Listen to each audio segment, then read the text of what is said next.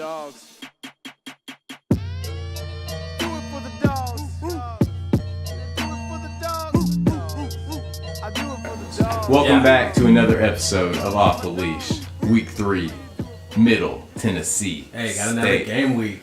Hell yeah. That's what's up. We pumped up. We pumped. We took care of South Carolina Oh, dude, that was pretty that was handily. great. Yeah. That was Oh, man. That was Oh. wonderful. It felt good. It felt real good. And now, this week, we have Middle Tennessee State. Yes, another game on our very rigorous non-conference schedule. I mean, you just don't have, these kind of games like you do, like we have when we're having such rigorous schedules. Yeah, I mean, it's not something that we always do. It's not something we always do, but No. we'll catch flack for it. But Yeah. it's part of the schedule, and we just play the games. That's right. So that's all we we just do. show up. We just show up and we just play. That's it.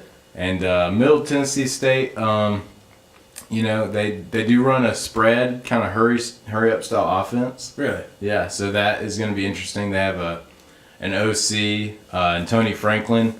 He's a pretty well known coach in the coaching community. Like sells high school seminars around the country for his offensive packages. He's been a part of numerous turnarounds, and actually, as like a Georgia fan, we used to face off against him when he was with Tommy Tuberville in the Auburn days. Okay. So there is a Georgia history here with Tony Franklin, and he's a pretty good offensive coordinator. He actually was a part of the Jared Goff years at Cal before he ended up over at Middle Tennessee State. Legit, one of the coolest little facts that I think that you looked at. Like, me, even as an avid football fan, like, I've heard that, and but there's so much prominence there. Like, if you know Right. football, He's got hella mad street cred. yeah, exactly. People really know who he is. I mean, we're playing Middle Tennessee State, but May not know the school so well, but this guy really has his roots in a lot of Right. good football. and so they have some big name coaches. They also have one of the coolest stories you'll see in Georgia's opponents this year. We're playing a father-son coaching duo. Got the head coach at daddy's head ball coach. The son's the main QB. He's actually broken records at Middle Tennessee State. Always seems to be a good dynamic when Yeah. dad's kind of overlooking like a big offensive player. They always seem to do pretty well. Absolutely. And this kid has put up over 9,000 yards so far in his career. no slouch, So not at all. Well, as far as MTSU, I'm not super familiar with the program. I know they are from Murfreesboro, Tennessee. That's about 45 minutes south of Nashville. Okay. And they actually played Vanderbilt. I believe it was week 1 They at did. Vanderbilt. Right. Lost that game 35-7. So I kind of use that maybe as a little bit of an indicator of Right. what the talent, just the difference may be right there. Right, and we're feeling pretty confident against Of Vanderbilt. course. So, I mean, we should take care of business. I mean, honestly, we should take them out pretty good, you know what I'm saying? But, I mean, honestly, every game, you go into it, we play to a standard, like Kirby says. So, if we're going to keep playing to a standard, we're going to go out there and dominate no matter who we're playing. So, Speaking of Kirby's press conference, he did say a lot of good things about the coach, like you mentioned. I don't know if you caught that actually, presser. I did not. But I remember, obviously I watched Kirby's presser, and then obviously in a week like this, there's a lot of coach talk. We're going to respect this team. I have a lot of respect for the coach, which he does. For the program, we're playing to a standard. So you're going to hear all that good stuff. They put on their pants one leg at a time, just like we do, which is cool. But I actually listened to a little bit or saw some articles on the MTSU head coach's presser, right? Okay. And he called, UGA. He said, we know what they have. We know they're loaded at every position. But that job is a top 5 job in the nation. I did see and that. I think that is right. Stockstill. universally Stockstill. agreed. And then on top of that, we were also at UGA recognized as a top 13 public university. Awesome. So just a little love for the program outside of football. Absolutely. But he gave a little love, gave a little respect, and I think that kind of shows he understands our program. Well, like most coaches in the country. But I thought he had some good things to say, and Kirby did as well. Absolutely. So we have some good coach respect. I'm sure the players, there's probably some familiar faces. Anytime you get one of these kind of local regional games, you got guys that have played in camps together. So Yeah, I'm sure there's probably going to be some reunitement on the field. I'm actually excited just to, we're playing a pretty high-paced offense, and we play Clemson. They have more of a spread style. So More practice. there's there's no harm in getting more practice against the spread. And this guy, Tony Franklin, he's had a top 10 offense the last 6 years in Division I football. So the guy is no joke, you know.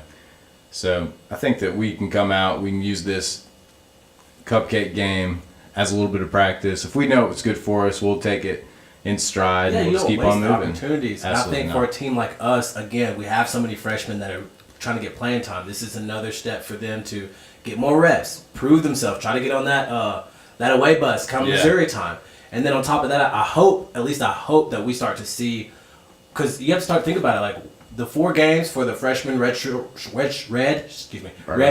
rule is about up. Right. So will we start to see some of those come into play as far as who's going to continue to play down the stretch, or who's catching a red shirt? You know, because we've got that depth. So we have to be smart now, I think. So it's interesting to this game. I think will kind of start to lay that path down. Right. And speaking of depth, we lost Andrew Thomas last week. Yeah, we did. Terrifying. You know, it's arguably the best.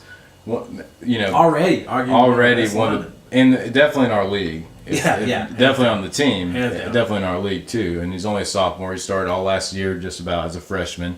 It wasn't a knee injury. It's an ankle injury, so that's a little bit better. It's a minor ankle injury. So, and it's a great. You know, we never want to see someone get hurt, but if they're going to get hurt, we want it to be on a week like Middle Tennessee State. Yeah, but aren't we so fortunate to where, you know, other teams like may have good players, but now we've addressed that depth issue. Like Cade Mays, I think most of us can agree, came right in and started playing super well. And he was a part of that third quarter, you know, where we completely dominated South Carolina. So it's good to see some of these young guys come in, play that standard, no drop off.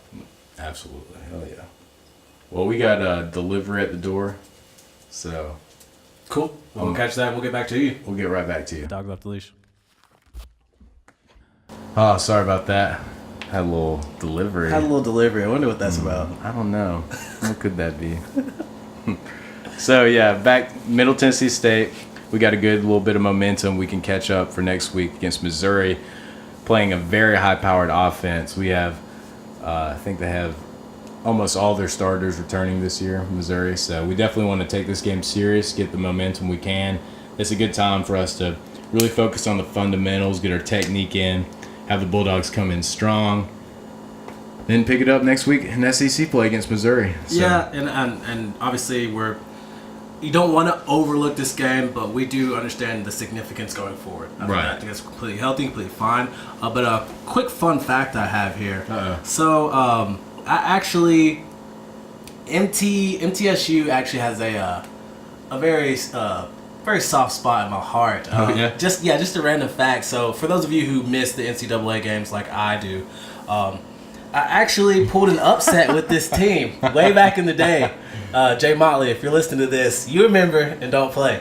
So yeah, I had Middle Tennessee State. We did random teams, right? Oh yeah. He ended up with Michigan. Oh man. Pulled the upset with MTSU. I can't remember what team it was, but hey, and what's their mascot? Their mascot. Like this is pretty cool. It's Thunder Horse. What is it? Well, they're the Blue Raiders, but their mascot is Lightning, freaking like purple blue Pegasus. I want to say. So Dog Nation, don't sleep on them. I've seen the upset happen. I mean, if anybody's gonna do an upset, it's gonna be the team with the Pegasus. Yeah. If they somehow harness the injury, the magic of the Pegasus, there's a good chance that Georgia could be in a lot of trouble in the second half. But I think that the magic, it will be subdued. I know that Kirby Smart knows some charms. But if you're going to get upset, tackling, which we will not. You'd rather it be a flying blue horse with like a thunderbolt coming out of its ass. You know what I mean? I think that's a pretty good. I think that's a pretty fair assumption, right? Yeah, absolutely. Yeah. It's got to be universal. I mean, like I haven't heard different. No, not at all. They have like some Harry Potter things going on with their mascots, and I appreciate that. I respect that. Well, yeah, NCAA hasn't been out for a few years, so that's probably not going to help them. Yeah, not at all. But 7 o'clock kickoff game. I'm actually really going to try to get down to Athens for this one. So I mean, it's a night game. I'll be down there for the festivities, so we'll see how it goes. Yeah, it should be a good atmosphere for the fans, anyways. A night game with MTSU, and I think that it's something we've just seen in the Kirby era. Yep. We would long for a night game with Mark Rick, and now he's just giving them to us left and right with Kirby. And honestly, it helps the players. I mean, some of these September games are hot, so as a coach, if you can schedule them later in the day, why wouldn't you? because then your players are going to be more hydrated. It's just cooler conditions, you know. Plenty of reason to. And then plus the atmosphere for the recruits. I mean, night games are just where it's at. Yeah, and you know, as far as this game, I feel like it's maybe even a waste of time to predict a score. Like I said, Vanderbilt was 35-7. Right now, we've been doing 40 on teams so far. Let's do this. You think they'll score? Over or under 50? I'm gonna say over 50 this time because I think even the freshmen and the twos and threes, they should be able to move the ball pretty well in this team. So I'm gonna, and with the way Rodrigo's playing right now, it's just lights out. Hasn't missed yet all season. So even guys. if we're not getting the red zone, like that's a dude. Kirby said himself, that's a weapon, and that's a weapon we're gonna use. So he can get reps all day. So I'm gonna say over 50 on this one. Okay. Cool. I'm going over too. Cool, bro. Yeah. And as far as the defense, you think we can? You said they have a pretty good offense now. You expect maybe 10, 13 points on the board? Just they put 7 on Vanderbilt. I think we'll give them a field goal. Okay, I like that. So we're expecting that standard to be played all the way through. I hope so. All right, I'll take it. Cool. Well, guys, that's another episode of On. Excuse me, guys. I'll give you another chance. That's our sister show. That's On the Leash, and we don't talk about that. Right. This is Off the Leash, and it's been another episode, week 3. Appreciate you guys sticking with us. Catch you later. See you soon. Off the Leash. I do it for the dogs. Do it for the dogs. Do it for the dogs. I do it for the dogs. I do it for my dogs. Who you do it for? Who you do it for? Who you do it for? Who you do it for? I do it for the dogs. I do it for my dogs.